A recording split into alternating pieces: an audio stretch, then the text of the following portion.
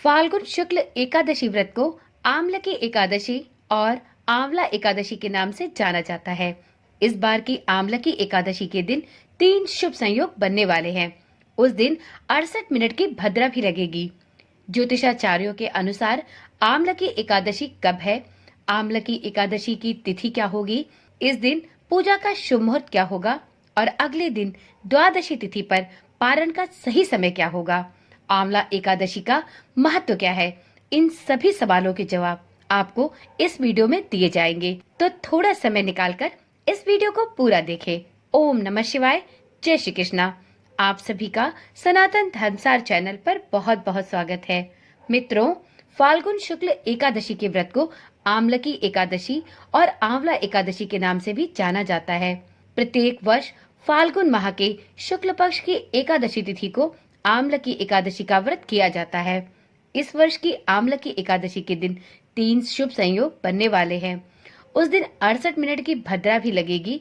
आमलकी एकादशी के दिन व्रत रखकर भगवान श्री हरि विष्णु की पूजा की जाती है और इस दिन श्री हरि विष्णु को आंवले का भोग भी अवश्य लगाया जाता है। तो चलिए मित्रों, वीडियो को प्रारंभ करते हैं और सबसे पहले जानते हैं कि इस वर्ष साल 2025 में आमलकी एकादशी कब पड़ने वाली है। इस दिन पूजा के शुभ मुहूर्त कौन कौन से प्राप्त होंगे। तो मित्रों, दृक पंचांग के अनुसार इस बार फाल्गुन शुक्ल एकादशी तिथि का प्रारंभ 9 मार्च को सुबह 7:45 पर होगा और यह तिथि 10 मार्च को सुबह 7:44 पर समाप्त होगी। तो इस प्रकार से उदया तिथि को देखते हुए इस वर्ष आमलकी एकादशी का पावन पर्व और व्रत 10 मार्च को किया जाएगा। तो चलिए जानते हैं कि आमलकी एकादशी पर इस वर्ष कौन कौन से 3 शुभ संयोग भी बन रहे हैं। तो मित्रों, इस वर्ष की आमलकी एकादशी के दिन 3 शुभ संयोग बन रहे हैं।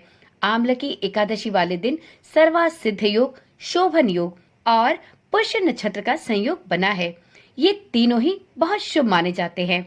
इस दिन सर्वार्थ सिद्ध योग सुबह में 6:36 से प्रारंभ होकर इस दिन देर रात्रि 12:51 तक रहेगा। वहीं इस दिन शोभन योग प्रातः काल से लेकर दोपहर 1:57 तक है। एकादशी को पुष्य नक्षत्र पूरे दिन रहेगा। उसका समापन देर रात्रि 12:51 पर होगा। वीडियो में अब जानते हैं कि आमलकी एकादशी के दिन आपको श्री हरि विष्णु की पूजा के कौन कौन से शुभ मुहूर्त प्राप्त होंगे। तो मित्रों, आमलकी एकादशी पर ब्रह्म मुहूर्त सुबह 4:59 से सुबह के 5:48 तक है। उस दिन का शुभ समय यानी अभिजीत मुहूर्त दोपहर में 12:08 से दोपहर के 12:55 तक है। आमलकी एकादशी की पूजा आप ब्रह्म मुहूर्त से कर सकते हैं क्योंकि उस समय शोभन योग रहेगा। सर्वार्थ सिद्ध योग सुबह 6:36 से बन रहा है। इस योग में पूजा पाठ और शुभ कार्य करने से शुभ फलों की प्राप्ति होती है और जिस भी मनोकामना की पूर्ति के लिए यह व्रत किया जा रहा है, भगवान श्री हरि की विशेष कृपा उस कार्य के सिद्ध होने में प्राप्त होती है। मित्रों, आमलकी एकादशी पर जहां 3 शुभ संयोग बन रहे हैं, वहीं पर इस वर्ष आमलकी एकादशी पर भद्रा का भी साया रहेगा। आमलकी एकादशी के दिन भद्रा भी लगने वाली है, लेकिन भद्रा का यह समय सिर्फ 68 मिनट का ही है।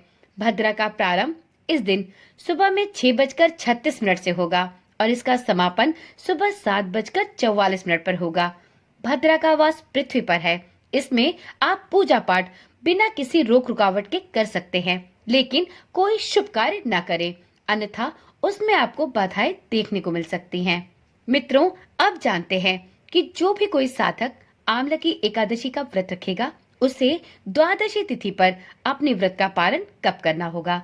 तो मित्रों, आमलकी एकादशी के व्रत का पारण द्वादशी तिथि पर यानी 11 फरवरी को सुबह 6:35 से सुबह के 8:13 के बीच में करना होगा। उस दिन द्वादशी तिथि का समापन सुबह 8:13 पर होगा।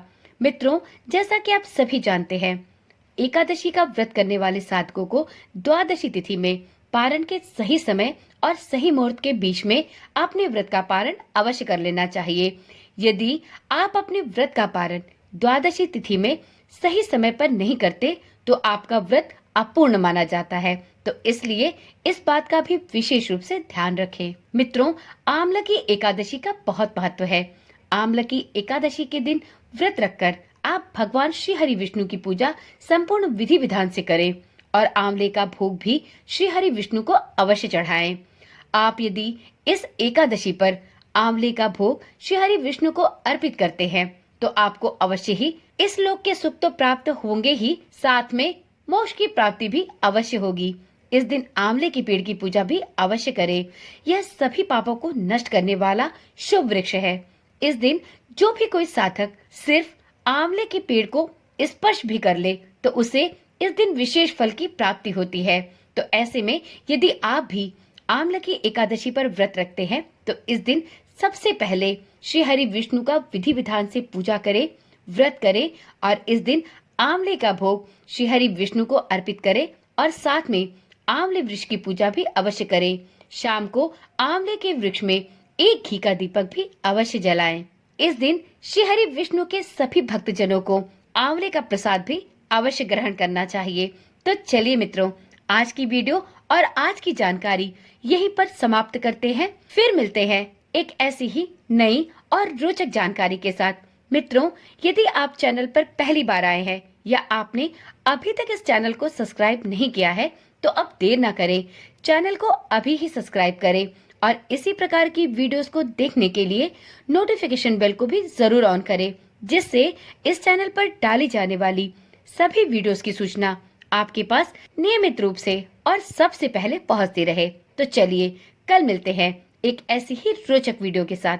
तब तक के लिए ओम नमः शिवाय, जय श्री कृष्णा, राधे राधे।